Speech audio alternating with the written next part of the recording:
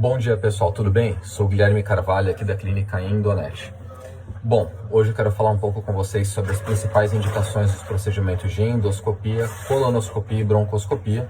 Também vou falar um pouquinho sobre os cuidados pré e pós-procedimento, os principais cuidados, claro. E caso vocês tenham alguma dúvida, podem deixar aqui, que é o Dr. Guilherme Antonietti ou a enfermeira Marcela vão responder para vocês, tá bom? Então vamos lá.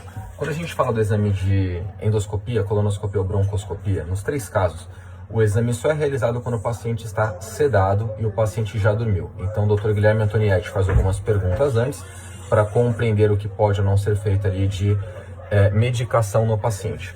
Feito isso, o paciente dormiu, o procedimento é iniciado, o paciente fica dormindo até o final do procedimento. Ao final é aplicada uma outra medicação para reverter essa sedação e o paciente acorda. Então é super confortável.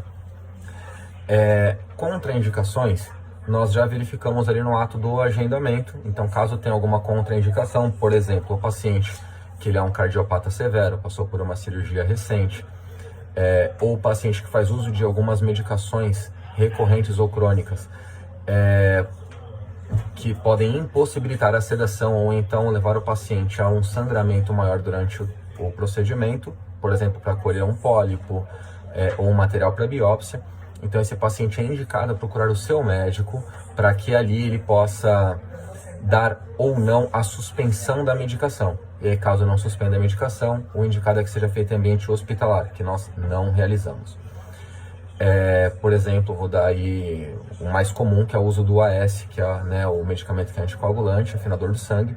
Então aí nesse caso dos anticoagulantes ou dos afinadores, o paciente ele vai sangrar por mais tempo, então tem que suspender a medicação um período antes e um período depois, para que justamente ele não tenha nenhum tipo de complicação. Agora vamos lá.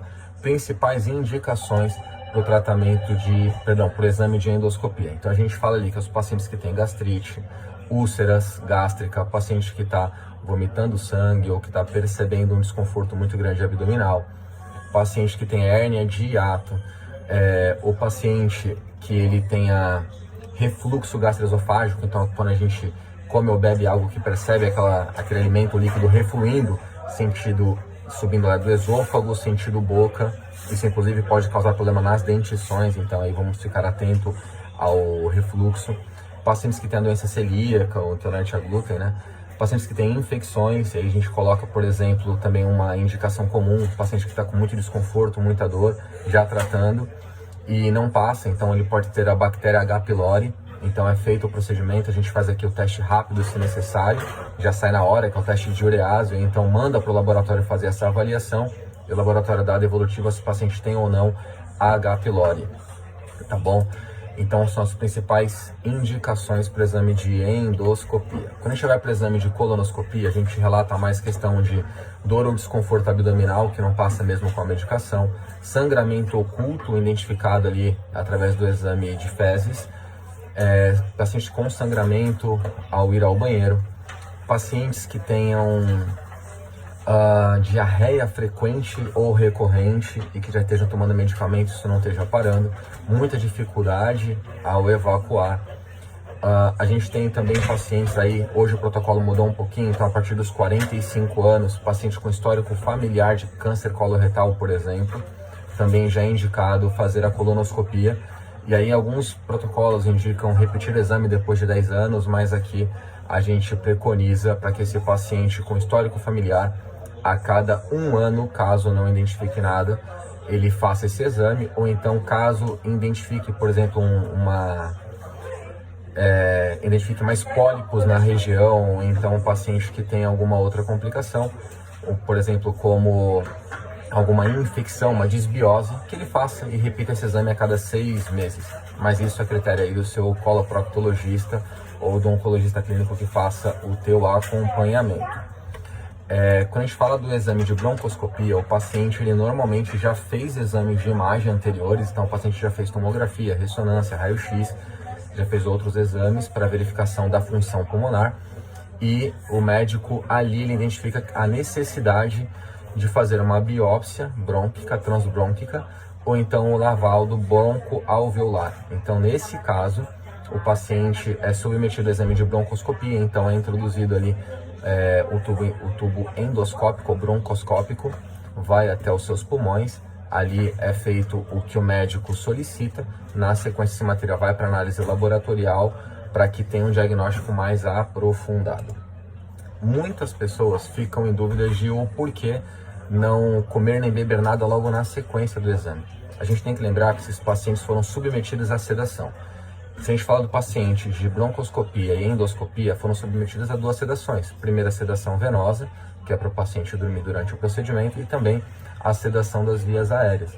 Então esses pacientes, ali é borrifado um sedativo na garganta para que o paciente não tenha tanto desconforto na passagem do aparelho. Nesse caso, o paciente, por essa sedação, quando ele vai comer ou beber algo logo na sequência do exame, por estar com esse aparelho anestesiado, ele pode ter a confusão. Então ele pode broncoaspirar, ele pode beber ou comer aquilo e ir para os pulmões. Então por isso é completamente contraindicado. A gente pede que o paciente espere de 40 minutos a 1 hora para fazer a ingestão de líquidos ou sólidos. E por conta da sedação venosa que é dada, esse paciente, ao comer ou beber alguma coisa, ele pode sentir enjoo, ele pode vomitar aquilo que ele ou comeu ou bebeu, e ele pode também ficar com um desconforto bastante grande. Então, esperar ali 40 minutos a 1 hora é o ideal para que o paciente possa ter mais conforto e para que possa evitar dele ter ou a broncoaspiração do que ele comeu ou bebeu, e também para que ele possa evitar os enjoos ou o vômito, tá bom? Além disso, a gente fala que o paciente que teve foi submetido também a biópsia, então foi colhido um material dali, ou então o paciente que fez a polipectomia, o paciente que fez a retirada de pólipos, tanto da região gástrica quanto intestinal. Esse paciente a gente pede para que ele evite esforço nas primeiras 24 horas, porque é como se tivesse feito um cortezinho ali. Então o esforço mais elevado dele, como uma atividade física moderada e intensa, pode fazer com que aquilo tenha um sangramento. Então a gente pede para que o paciente espere 24 horas, para que, pelo menos na verdade, para que ele inicie a sua atividade física moderada ou intensa. Não é comum os pacientes sentirem um desconforto muito maior após os exames. Por quê? O Dr. Guilherme Antonietti, pela sua experiência, ele faz os exames de uma forma mais rápida e objetiva. Então, diferente do médico iniciante, que ele vai introduzir o aparelho, fica inflando o órgão para que ele possa ter a visualização e a introdução do aparelho, o Dr. Guilherme Antonietti, ele entra, faz a visualização, ele já entende o que ele está procurando, ele já conhece muito profundamente as principais patologias e que o médico está indicando, e também as demais patologias que podem ser que o paciente tenha, que ele faz ali uma anamnese antes do procedimento, né? Então é rápido esse procedimento, então evita esse desconforto, mas pode acontecer. Caso aconteça, a gente pede para que esse paciente, ele, antes de procurar um pronto atendimento, caso seja mais grave, claro, procure. Caso não, só fazer ali mesmo analgesia com dipirona, paracetamol, por exemplo, já vai aliviar bastante e vai ajudar muito. Além disso, a gente pede para que o paciente evite o uso de bebida alcoólica antes e depois do procedimento. Por quê? Porque a bebida alcoólica, assim como os cafés, assim como os guaranás, elas são irritantes da mucosa gástrica, por exemplo. Então o paciente pode ter mais desconforto se fazer uso da bebida alcoólica.